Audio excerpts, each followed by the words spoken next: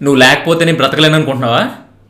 నువ్వు లేకపోయినా నేను బ్రతకగలను, నాకు తెలిసి ఎలా బ్రతకాలో అని చెప్పుకున్న వాళ్ళు ఎప్పుడూ విడిపోరు.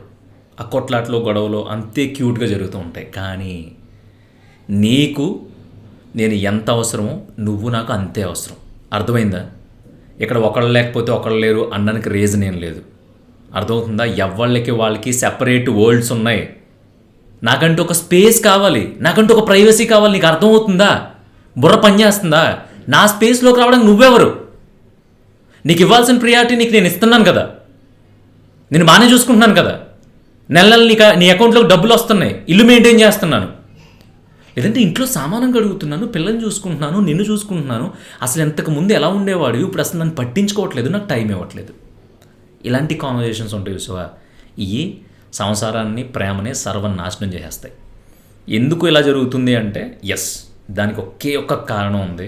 ఆ కారణం నేను ఐడెంటిఫై చేశాను, నేను అనుభవించాను, నేను చూశాను ఆ కారణాన్ని. అదేంటో తెలుసా? బేసిక్గా మనం ప్రేమించడానికంటే ముందు, ప్రేమలోకి అడుగు పెట్టే సమయంలో, ప్రపోజ్ చేసుకునేటప్పుడు, ఒకరినొకరు ఇష్టపడినప్పుడు మన స్థాయిలన్నీ మర్చిపోతాం.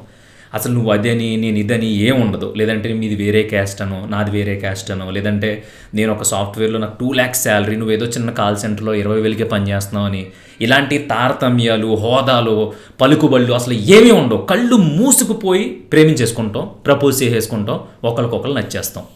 కానీ వన్స్ ఇదంతా ఎప్పుడు జరుగుతుందంటే దూరంగా ప్రేమించుకున్న తర్వాత, ప్రపోజ్ చేసుకున్న తర్వాత ఒక 2 సంవత్సరాలు 3 సంవత్సరాలు ప్రేమ నడుస్తున్నప్పుడు చాలా తక్కువ టైం కలిసి ఉంటాం. తక్కువ టైం ఎవరింటికాడ వాళ్ళు ఉంటాం. మహా అయితే రోజులో గంటో 2 రోజులు, లేదంటే ఎప్పుడైనా ఒక ట్రిప్కి వెళ్తే 1 day 2 day అంత తప్ప మిగతా సమయంలో అంతా దూరంగానే ఉంటాం. కానీ ఎప్పుడైతే ఓకే మేము ప్రేమించేసుకుందాం కదా అని ఫైట్ చేసి ఏదో ఒకటి చేసి పెళ్లి చేసుకుంటారు, లేదంటే అందరూ ఒప్పుకున్న తర్వాత ఒక లైఫ్లోకి ఎంటర్ అవుతారు. ఆ లైఫ్లోకి ఎంటర్ అయిన తర్వాత కొన్ని రోజులు అయిన తర్వాత అప్పుడు ఎవరైతే వాళ్ళ స్థాయిలు బయటికి తీయడం మొదలు పెడతారో, అంటే ఇప్పుడు ఫర్ ఎగ్జాంపుల్ ఒక అబ్బాయి ఉన్నాడు. ఆ అబ్బాయి సూపర్ శాలరీ, మంచి కంపెనీలో పనిచేస్తున్నాడు, 2 లక్షల జీతం. ఆ అమ్మాయి జస్ట్ ఏదో చదువుకున్న కాలేజీలో చిన్న జాబ్ చేసేది, పెళ్ళి అయిన తర్వాత మానేసింది, ఇంట్లోనే ఉంటుంది. అలా ఉన్నప్పుడు ఈడున్నాడు చూసావా, ఈడేదైనా చిరాకులోనో లేదంటే ఒక చిన్న గొడవ వచ్చో, గొడవలు రావడం కామన్ ఎంత తోపు జంటలో అయినా సరే. ఆ గొడవ వచ్చినప్పుడు అమ్మ జీవితం, 2 లక్షల జీతం, తోపు లాంటి కంపెనీలో ఉద్యోగం చేస్తున్నాను, చివరికి నీలాంటి దాంతో పడాల్సి వస్తుంది, నీలాంటి దాంతో వేగాల్సి వస్తుంది, వెయిట్ చేసి ఉండాల్సింది, నేను తప్పని చేశాను, ఇంకొక 2 సంవత్సరాలు వెయిట్ చేసి ఉంటే అట్లీస్ట్ నాలాగే ఒక జాబ్ హోల్డర్ వచ్చి ఉంటే దాని పని చూసుకునేది, నా పని నేను చూసుకునేవాడిని. దొబ్బుతున్నావు నువ్వు ఇంట్లో దొబ్బుతున్నావు నువ్వు, అసలు నన్ను అర్థం చేసుకోవట్లేదు నువ్వు అను ఫ్రస్ట్రేటెడ్ ఫీల్ అయిపోయి తన స్థాయిని ఎప్పుడైతే వేరు చేసి మాట్లాడతాడో అప్పుడు అవతల అమ్మాయి వెక్స్ అయిపోద్ది. ఎందుకంటే నీకు తెలుసు ఆ అమ్మాయి చదువుకుంది డిగ్రీయే, ఏదో చిన్న చితక జాబ్ చేసుకుంటుందని. నువ్వు ఆ అమ్మాయి అందాన్నో లేదంటే ఆ అమ్మాయి అనుకోనో ఏదో ఒకటి చూసి ప్రేమించావు. మరి అప్పుడు అది చూసిన ప్రేమించి నీకు ఇప్పుడు అది ఎందుకు కనిపించట్లేదు? ఒళ్ళు కొవ్వు అంటారు దాన్నే. సో ఎప్పుడైతే నువ్వు అలా నీ స్థాయిని ఎక్కువ చేసి, నీ స్థాయి తక్కువ అని నీ పార్ట్నర్ని తక్కువ చేసి చూస్తావో అక్కడ అటాక్ అంతా. అప్పటి వరకు నీ మీద ఉన్న చిన్న చిత్తగా ఎమోషన్ కూడా దొబ్బి ఏం ఉండదు. ఆ రోజు నుంచి నువ్వెవడో తెలియని ఒక స్ట్రేంజర్లా చూడడం మొదలు పెడుతుంది ఆ అమ్మాయి. అక్కడి నుంచి మెల్లమెల్లగా విడాకుల దాకా, లేదంటే కొట్టుకుని తిట్టుకుని సెపరేట్ అయిపోయి నీ బతుకు నీది, నా బతుకు నాది అని అక్కడ ఒక బ్రేకప్ స్టార్ట్ అవుతుంది. ఇక అమ్మాయిల విషయానికి వస్తే, ఈసారి ఇద్దరు జాబ్ చేస్తున్నారు, ఇద్దరికి చెరుకో 2 లక్షలు లేదంటే చెరుకో 1 లక్ష డబ్బులు వస్తున్నాయి, హ్యాపీగా ఉన్నదంతా. ఎప్పుడైతే చిన్న గొడవలు వస్తాయో, చిన్న గొడవలు వచ్చినప్పుడు ఏంటి మాట్లాడుతున్నావు అంటే, ఈసారి అమ్మాయి ఎలా మాట్లాడుతుందో చెప్తున్నాను. సెపరేట్ అయిపోవడానికి అమ్మాయి తరపు నుంచి రీజను ఏంటి, నువ్వు నీ ఇష్టం వచ్చినట్టు అది ఇది అని మాట్లాడుతున్నావు, రెస్పెక్ట్ లేదా, ఉమెన్స్ని ఈక్వల్గా చూడరా మీరు, అసలు ఏమనుకుంటున్నావు నీ గురించి నువ్వు? నీ జీతం నా జీతం సేమ్, మహా అయితే ఒక 10,000 ఎక్కువ సంపాదిస్తున్నావు, కానీ నీ కంపెనీ కంటే నా కంపెనీ మంచిది. అర్థమవుతుందా? నువ్వు లాస్ట్ టైము 2 నెలలు మీ కంపెనీ జీతం హోల్డ్ చేస్తే నేను నడిపించా, నేను ఇచ్చా నీకు డబ్బులు, నీ కారు ఈఎంఐ నేను కట్టా, ఫ్లాట్ ఈఎంఐ నేను కట్టాను. అర్థమవుతుందా నీకు? అలాంటి నన్ను తీసి పాడేస్తావేంటి? ఇంట్లో నీకెంత ఇంపార్టెన్స్ ఉందో నాకు అంతే ఉంది, అది గుర్తుపెట్టుకో. ఈసారి కానీ నన్ను తీసి పాడేస్తే నీకు మర్యాదగా ఉండదు. అర్థమవుతుందా? ఇక్కడ సెపరేట్ అయిపోతే ఎవడ బ్రతకాడు బ్రతకగలడు, నువ్వేదో తోపులో బిహేవ్ చేస్తున్నావేంటి అని ఒక ఆడది ఒక మగోడిని అన్నప్పుడు 100కి 200% ఆడికి పెళ్ళం అనే ఫీలింగ్ దొబ్బుతుంది. ఇక్కడ చాలామంది నేను ఫ్రాంక్గా మాట్లాడితే ఆడవాళ్ళందరూ హట్ అవ్వచ్చు, లేదంటే అదేంటి బ్రో నువ్వు కూడా అలా అంటావు అనొచ్చు. కానీ ఎప్పుడైనా సరే మగోడు అబ్బాయి అనే ఒక అతనికి ఒక చిన్న అహంకారం, చిన్న హీరోయిజం ఉంటుంది. ఎందుకు ఉండాలి అని మీరు క్వశ్చన్ చేస్తున్నారు కదా, ఎందుకు ఉండాలో కూడా నేను చెప్తాను. ఇప్పుడు మీ భర్త చేతగాని వాళ్ళగా ఆల్చేత వీళ్ళచేత మాట్లాడుతున్నాడు, మీకు నచ్చుద్దా? ఇంటికి వచ్చిన తర్వాత మీరే తిడతారు. నువ్వు వాళ్ళందరూ మాట్లాడుతూ ఉంటే అలా నోరు మూసి కూర్చున్నావు ఏంటి, ఏమనుకుంటున్నావు నువ్వు తిరిగి అనలేవా, నువ్వు తిరిగి మాట్లాడలేవా, నువ్వు మగోడు కదా, అంత దమ్ము లేదా, ఎందుకు అలా ఉంటున్నావు, లాక్ కొట్టొచ్చు కదా వెళ్ళి అని భార్యలుగా మీరే మీ మొగుడిని సపోర్ట్ చేస్తారు. మీ మొగుడు సొసైటీలో ఉన్నప్పుడు ఒక హీరోలా ఉండాలి, ఒక తోపులా ఉండాలి, ఎవరి దగ్గర తల దించుకోకూడదు, ఎప్పుడు తల దించుకోకూడదు, ఎవరి చేత మాట పడకూడదు అని మీరే అనుకుంటారు, మీరే కోరుకుంటారు. కానీ అదే మగాడిని అదే నట్టింట్లో నిలబెట్టి తల దించుకునేలా మాట్లాడతారు. ఏ మొగుడికి నచ్చుతుంది? ఇప్పుడు మీ హీరోని, మీ ఫేవరెట్ హీరోని, మీ ఫేవరెట్ ఐకాన్ని, మీ ఫాదర్ని ఎవరైనా ఏమన్నా అంటే అట్లీస్ట్ మీ అమ్మ అంటేనే మీకు మనసు ఒప్పదు కదా. అలాంటిది మీరు హీరోగా ఫీల్ అయ్యి పెళ్లి చేసుకున్న మీ భర్తని నట్టింట్లో నుంచోబెట్టి నానా మాటలు అని ఆయన పరువును ఆయన ముందే దిగజార్చేసి నువ్వు చేతకానోడివి అని చెప్పి భార్య అంది అంటే ఇంకా మొగుడికి ప్రేమ, రొమాంటిక్ మూడు, లేదంటే ఒక కన్సర్న్, రెస్పాన్సిబిలిటీ ఎలా వస్తుంది అనుకుంటున్నావు? నువ్వు ఎంత కోపంలో ఉన్నావు ఉండు, తిట్ట అవసరమైతే, ఏంటి మీరు ఎలా చేస్తున్నారు, మీరు ఎలా చేస్తున్నారు అనుకో, ఎలా చేస్తారు అనుకోలేదు అది ఇది అని. కానీ మొగుడిని చేతగానోని చేసే మాటలు మాట్లాడితే మాత్రం ఏ మొగోడు సహించడు. అది యూనివర్సల్ రూలు. మీరు ఏమన్నా సరే ఆధిపత్యం ఒక ఇంట్లో ఖచ్చితంగా మొగుడికి ఎక్కువ ఉంటుంది. అంటే మిగతా వాళ్ళు బానిసలని లేదంటే వంటింటి కుందేళ్ళని రీజన్ కాదు.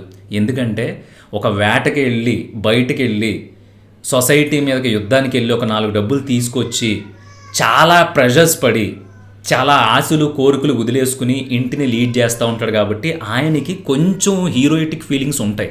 ఆ హీరోయిటిక్ ఫీలింగ్స్ని ఈ ఆడవాళ్ళు గౌరవించినన్ని రోజులు మాత్రమే ఒక రిలేషను, ఒక లవ్, మిగతా అన్నీ కూడా చాలా ప్యూర్గా, చాలా ఎనర్జెటిక్గా, చాలా ఆహ్లాదకరంగా ఉంటాయి. లేదు ఈ మగోడిని మీరు తక్కువ తీసి పాడేశారనుకో, అది ఫీలింగ్ ఏమొస్తుందంటే ఇంత బతికి మనం పెళ్లి చేసుకుంది దీని చేతిలో ఎదవలం అవడానికి అవసరం లేదు, దాని కర్మ అది ఏం చేసుకుంటుందో చేసుకొని ఇంకా దాని ఇష్టం, దాన్ని వదిలేద్దాం అని చెప్పేసి ఒకవేళ కలిసి ఉన్నా కూడా ఒక పెళ్ళం లేదంటే ఒక ఫియాన్సీ లేదంటే ఒక ప్రేమగా చూసుకునే అమ్మాయి ఫీలింగ్స్ ఏముండో, ఆడి పని ఏదో ఆడు చూసుకుంటాడో, ఆర్టిఫిషియల్గా ఉంటాడు మీతో. సో అమ్మాయిలు బిహేవ్ చేస్తే ఎలా ఉంటుంది, అబ్బాయిలు బిహేవ్ చేస్తే ఎలా ఉంటుందో మాట్లాడుకున్నాం కదా. అందుకని ప్రేమకి ముందు ఏ స్థాయిలు చూడకుండా, అసలు ఏ కట్టుబాట్లు చూడకుండా, అసలు ప్రపంచానికి మనకి సంబంధం లేదని ప్రేమించిన నువ్వు అన్నీ నీ కంట్రోల్లోకి వచ్చేసి ఇంక ఇది ఎక్కడికి వెళ్ళలే, ఇక్కడే పడి ఉంటుంది, లేదంటే ఇంక వీడికి ఇంకొక ఆప్షన్ లేదులే, మనం లేకపోతే అసలు వీడి మొగోడే కాదు అని అబ్బాయి అమ్మాయి ఎప్పుడైనా ఫీల్ అయ్యారు అంటే ఆ సంసారం హార్డ్లీ నాకు తెలిసి అది నిలబడదు, ఎప్పటికీ నిలబడదు. ఒకవేళ నిలబడినా కూడా ఆర్టిఫిషియల్గా ఉంటుంది. ఎంత ఆర్టిఫిషియల్గా అంటే ఒక ఇద్దరు కలిసి రూమ్ తీసుకుని, వాళ్ళిద్దరూ లవర్సు కాదు, వాళ్ళిద్దరూ దాన్ని ఏమంటారు లివింగ్ రిలేషన్లో లేదు, వాళ్ళిద్దరూ ఫ్రెండ్స్ కాదు, అలాంటి ఒక అమ్మాయి అబ్బాయి ఒక డబుల్ బెడ్రూమ్ ఇల్లు తీసుకుని ఉంటే ఎలా ఉంటుందో అంత వర్స్ట్గా ఉంటుంది లైఫ్. నేను ఏమంటున్నానంటే ఇప్పుడు అబ్బాయి ఉన్నాడు, బయట ఎవ్వరో ఏం తిట్టినా లేదంటే ఎవరన్నా ఏమన్నా అన్నా మెజారిటీ టైంలో వదిలేస్తూ ఉంటాడు, మనకి ఎందుకులే ఇవన్నీ మనకి ఎందుకులే అని. కానీ మన అనుకున్న వాళ్ళు ఒక చిన్న మాట అనేటప్పటికి పట్టుకుని వేలాడేస్తాడు.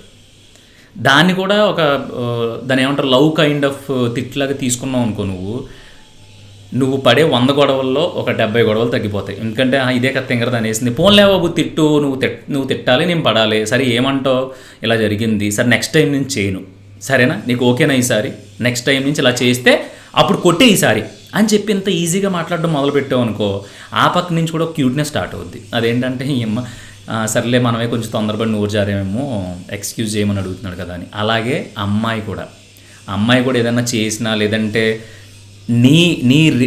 నీ మైండ్ సెట్కి నీ స్థాయికి తగ్గట్టుగా ఆ అమ్మాయి బిహేవ్ చేయలేనప్పుడు, చిచ్చి నిన్ను చేసుకున్న నా కరం కాలిపోయింది, నిన్నెందుకు చేసుకున్నాను, అనవసరంగా నాకు మంచి మంచి సంబంధాలు వచ్చినాయి, చాలా కట్నాలు ఇచ్చేవాళ్ళు వచ్చారు, అది ఇది అని వాగేవనుకో, తర్వాత నుంచి కుక్క బతుకైపోద్ది నీది. ఎందుకంటే ఆ వండే వంటలో ప్రేమ ఉండదు, నువ్వు ఉండే ఇంట్లో సుఖం ఉండదు, మొత్తంగా చూసుకుంటే నీకు ప్రశాంతత ఉండదు. అందుకని ఒక అబ్బాయిగా ఆడు ఎంత సంపాదించినా ఎన్ని కోట్లు కూడబెట్టినా నాకు తెలిసినంత వరకు ఆడికి కొంపలో ప్రశాంతత లేకపోతే ఆడ అంబానీ వాళ్ళ అమ్మ మొగుడైనా సరే ఎవరైనా సరే ఒక్కటే. ఎందుకంటే నువ్వు ఎన్ని చోట్ల తిరిగినా ఎన్ని బిజినెస్ ట్రిప్లు వేసినా నువ్వు చివరికి రావాల్సింది కొంపకే. చివరికి ఉండాల్సింది ఇంట్లోనే. అది కూడా ఇప్పుడు ఓకే, వయసు ఉంది, ఒంట్లో రక్తం వేడిగా ఉంది, ఇష్టం వచ్చినట్లు మాట్లాడేయగలడు, ఎవరినైనా సరే ఈజీగా తీసి పాడేయగలవు, ఆడైనా మగైనా సరే. కానీ ఒక్కసారి మన నడుము వంగిపోయిన తర్వాత, ఒక్కసారి మనం బెడ్ రిటర్న్ అయిన తర్వాత, మన వీల్ చైర్ కానీ మరీ అంత వరస్ట్ సిచ్యువేషన్ రాకపోయినా అట్లీస్ట్ ఇలా లేచినప్పుడు ఒక చెయ్యి అందించడానికి అస్తమాటు నీ ఫ్రెండ్స్ ఉండరు, నీ చుట్టాలు ఉండరు, నువ్వు కన్నోళ్ళు ఉండరు, నీ పెళ్ళమో మొగుడో ఇద్దరే ఉంటారు. లేదు బ్రో ఈ రోజుల్లో ఎక్కడ ఉంది, వదిలి పడదొబ్బుతున్నారు అంటే ఎందుకు లేరు? మీ అన్నయ్య ఉండొచ్చు, మీ అక్క ఉండొచ్చు, మీ చెల్లి ఉండొచ్చు, వీళ్ళందరూ పెళ్ళిళ్ళు చేసుకుని భర్తలను హ్యాపీగా చూసుకుంటున్నారు, కొట్టుకుంటున్నారు, తిట్టుకుంటున్నారు. అయినా సరే స్టిల్ వచ్చేయి అక్క, నువ్వు ఎందుకు బావతో పడలేవు, నువ్వు నేను చూసుకుంటాను కదా నీకన్నా మీ అక్క వస్తుందా? రాదు. ఎందుకంటే ఈ రోజుకి పెళ్ళి అంటే ఒక హానెస్టీ ఉంది. ఆ హానెస్టీ ఎలా క్రియేట్ అవుద్ది అంటే ఆడు సంపాదించలేకపోవచ్చు, కానీ వాళ్ళకి ఒక ఒక దాన్ని ఏమంటారు, ఒక బాండింగ్ మీద కొన్ని నమ్మకాలు, కొన్ని ఇష్టాలతో కూడుకున్న బాండింగ్ కాబట్టి స్టిల్ ఇంకా వాళ్ళు అలాగే సంసారాలు చేస్తున్నారు. రేపు పొద్దున్న నువ్వు కూడా అలాగే చేస్తావు. ఎందుకు చేస్తున్నారంటే వాళ్ళు కొట్టుకుంటారు, తిట్టుకుంటారు, డబ్బుల గురించి పోరాడతారు, కానీ స్థాయిల గురించి ఎప్పుడు మాట్లాడుకోరు. అర్థమవుతుందా?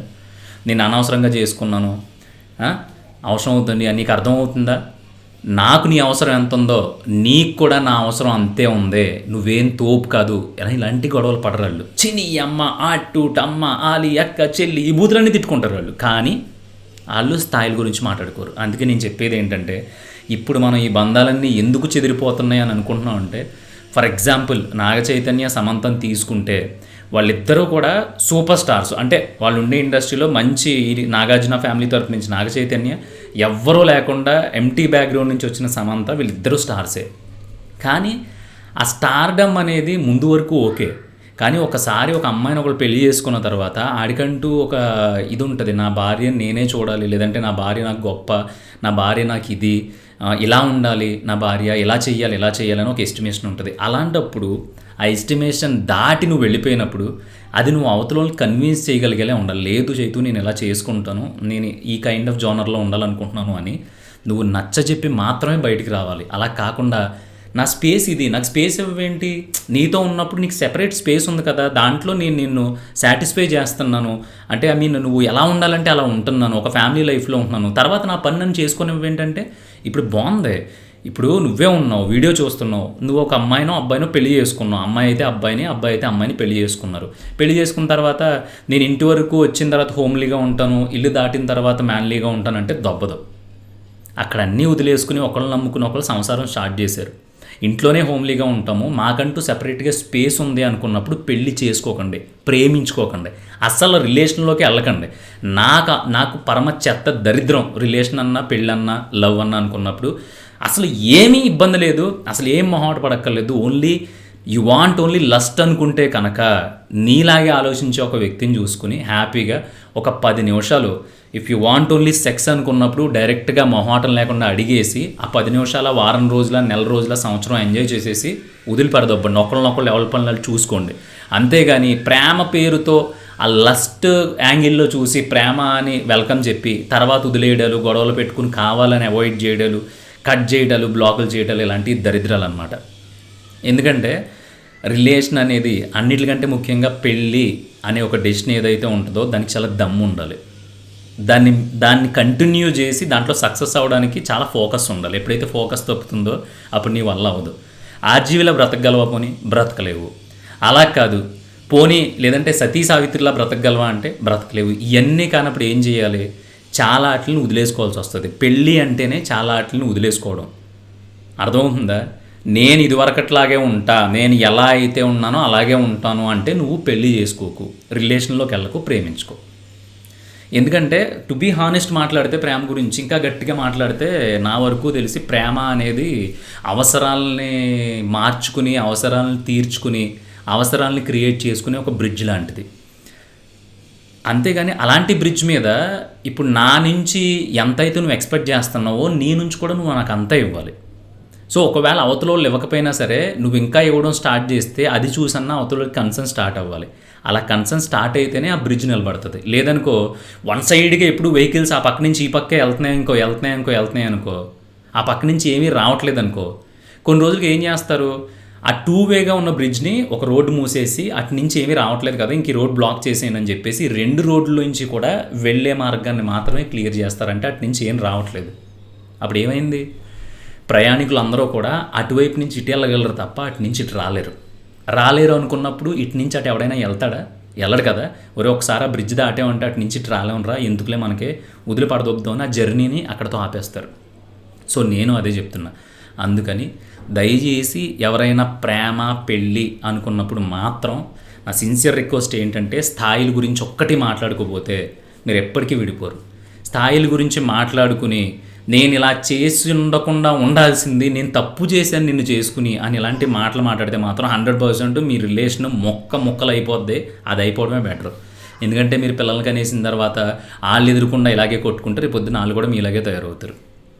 అందుకని ప్రేమించినప్పుడు నువ్వు ఏమీ చూడకుండా ఎంటీగా ప్రేమ గుడ్డిది, నువ్వు లేక నేను లేను, నీకెందుకు, మా అమ్మ అంత బాగా చూసుకుంటాను, లేదంటే మా నాన్న అంత బాగా చూసుకుంటాను, ఇలాంటి సొల్లు డైలాగులు చెప్పి నువ్వు ఈరోజు స్థాయిల గురించి మాట్లాడుతున్నావు అంటే నీది ప్రేమ కాదు. అంటే నేను చెప్తున్నాను కదా, లస్ట్.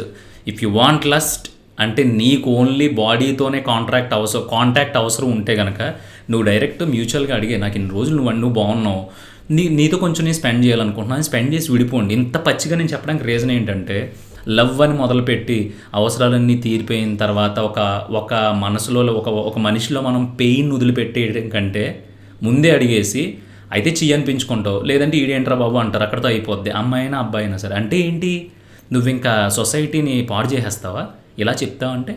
ఇప్పుడు మీరు ప్రేమించేసి వదిలిపడదొబ్బి వాడేసుకుని వాళ్ళ డబ్బులు వాడేసుకుని వాళ్ళని వాడేసుకుని అన్నీ వాడేసి వదిలేస్తే తప్పలేదు. కానీ డైరెక్ట్గా వెళ్ళి నీతో నేను కొన్ని రోజులు మనం ట్రావెల్ చేద్దాము, ఫ్రెండ్స్ విత్ బెనిఫిట్సా వాట్ ఎవర్ ఇట్ ఈజ్ అని చెప్పి అడగడంలో తప్పలేదు అనేది నా ఉద్దేశం. ప్రాక్టికల్గా ఆలోచిస్తే ఇలాగే ఉంటుంది, అందరూ ఇలాగే ఆలోచిస్తారు. కానీ నిజం మాట్లాడితే ఎవడో కూడా నమ్మరు.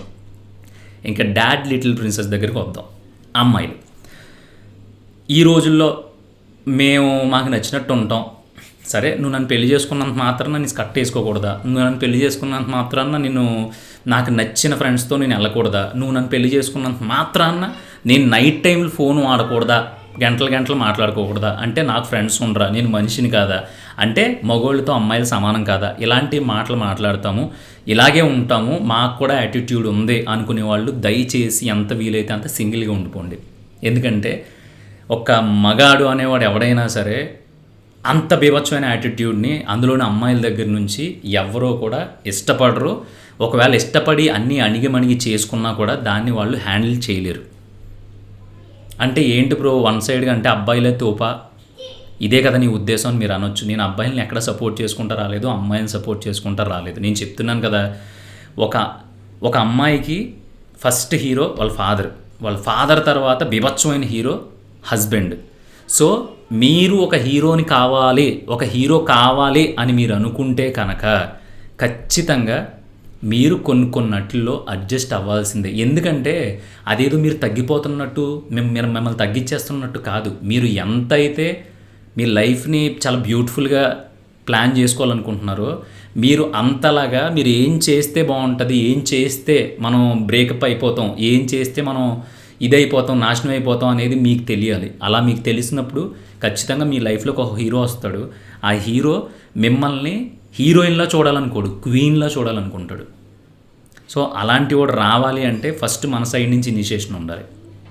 ఇక యాటిట్యూడ్ బాయ్స్ గురించి, కుర్రోళ్ళ గురించి చెప్తే మీరు కూడా అంతే.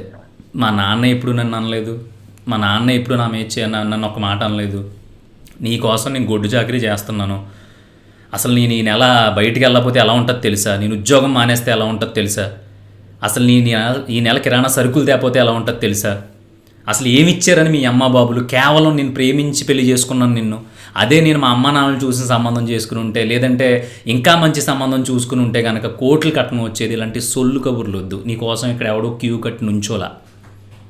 అర్థమవుతుందా? ఏం లేకుండా చేసుకున్నావు అంటే నువ్వేమన్నా సంతలో పశువు అని నేను కొనుక్కోవడానికి కాదు కదా.